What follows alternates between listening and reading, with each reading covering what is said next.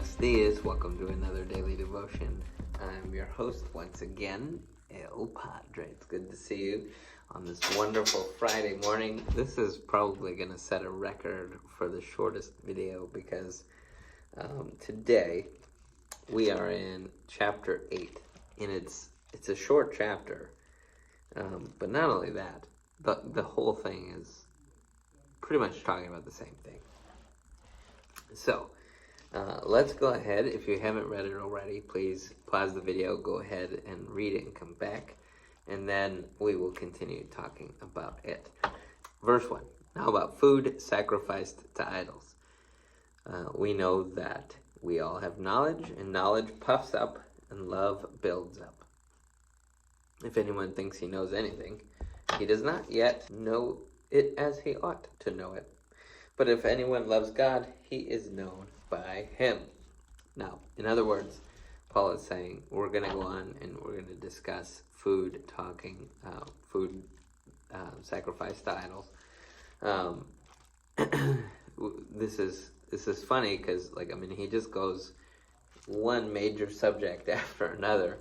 And so now we're in this concept of not eating food dedicated to idols or sacrificed to idols. We saw when there was this dispute taking place in the book of Acts, and some Jewish people were trying to force the Gentiles to follow Jewish law.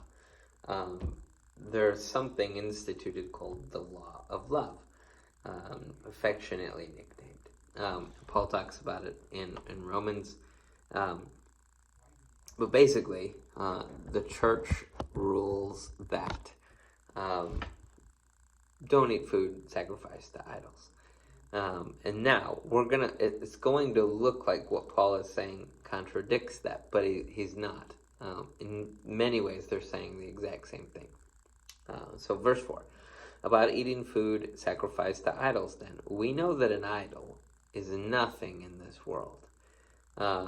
This is not a person, this is not a real entity, it's just a statue, made out of whatever material, and Paul is saying there's nothing there, and that there is no God but one. There's only one God over the whole universe, and there's these little things that people worship in the form of idols. For even if there are so-called gods, whether in heaven or on earth, as there are many gods and many lords, yet for us there is one God. In other words, we recognize, he's talking to the Corinthians, they're in Asia. The Romans had gods. Caesar was a god. Caesar was also a lord. They have many gods. But we know there's only one God. And so when he goes on to say this in verse 7, however, not everyone has this knowledge. So in other words, some people aren't aware that there's not an actual being behind that statue. And some have been so used to idolatry up until now that when they eat food sacrificed to an idol, their conscience, being weak, is defiled. Food will not bring us close to God. We are not worse off if we don't eat, and we are not better off if we do eat. Be careful that this right of yours is in no way becomes a stumbling block to the weak. For if someone sees you, the one who has knowledge, dining in an idol's temple, won't this weak conscience be encouraged to eat food offered to idols? So the weak person, the brother or sister for whom Christ died, is ruined, or in other words, or destroyed by your knowledge. Now, when you sin like this against brothers and sisters and wound their weak conscience, you are sinning against Christ. So let's just take a pause there and say, let's say, if we remove the concept of the idol for a second, the same principle applies when it comes to alcohol. If you have somebody who was an alcoholic for a really long time, and you are sitting at a bar, and that person sees you sitting at the bar, this could lead to them thinking, I can just go ahead and drink again. And the next thing you know, their whole life is destroyed. Everything is destroyed because you encourage them by being there to engage in something that their conscience tells them, like, they can't do this. Now, we know that there's freedom in Christ to drink alcohol. You're allowed to have alcohol. But should you not also recognize that you should avoid the public drinking of alcohol, and at least so that you don't put people into the position where they could think or mistake what you're doing, and then in turn use that as a justification for sin. And that Paul then is saying, like, with this particular group of people, so they used to sacrifice animals in the temple, and so then in Corinth, we know through historical data that it was common for, after the animal was slaughtered, that they would take the extra meat and put it out in the market, and people would sell that. And it would bother people to try to eat an animal that, most likely if it was sold in the market, it was slaughtered in a temple. And it looks like there's temples that even have restaurants. And it would bother people to see other people, Christians, eating in those situations.